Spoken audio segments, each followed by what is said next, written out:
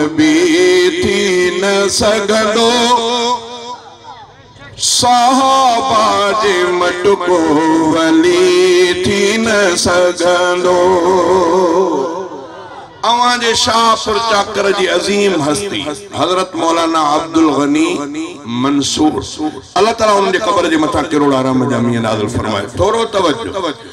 मोहम्मद खां पोइ को नबी थी न सघंदो सहाबा जे मटको वली थी न सघंदो सहाबा जे मटको वली थी न सघंदो। मोहम्मद खां पोइ को नबी थी न सघंदो सहाबा जे मटको वली थी न सघंदो।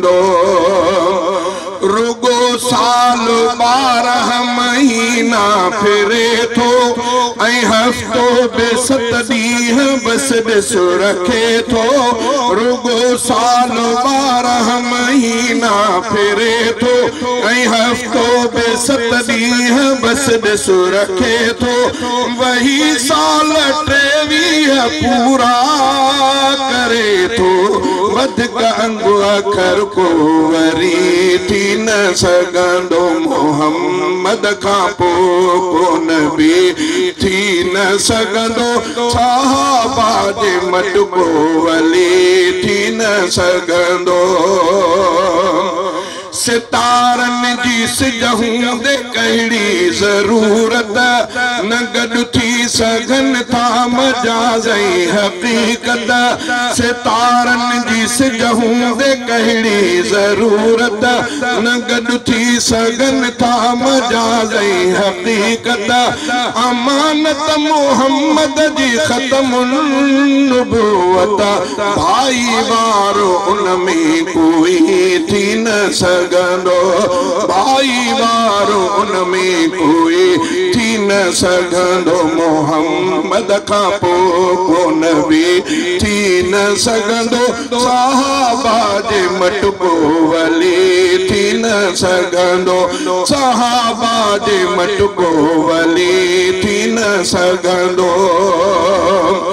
अबू बकर जी ग़ार आहे निशानी उमर मोजज़ो आन नबीअ जो ज़ुबानी आ उस्मान ते थी डबिल मेहरबानी।